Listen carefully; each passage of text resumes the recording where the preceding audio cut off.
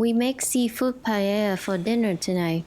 We learned this recipe when we went to Valencia in Spain. Cut up the tomato finely.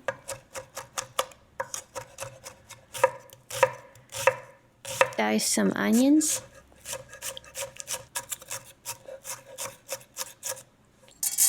I measure out how much rice is needed. Try to get a really thin layer of rice, and that's how much rice you need.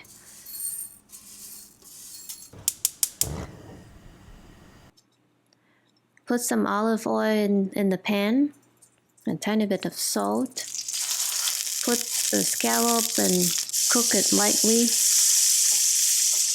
Cook the scallops out and put onions in, stir it up.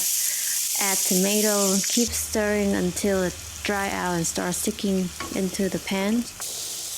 Then add seafood stock. Add in a small amount of salt. Then add rice, make sure to spread it evenly. Start adding all the seafood back in. Keep it cooking for 10-15 minutes. When it's done, you should not see the rice sliding. Let it rest for a minute and enjoy it.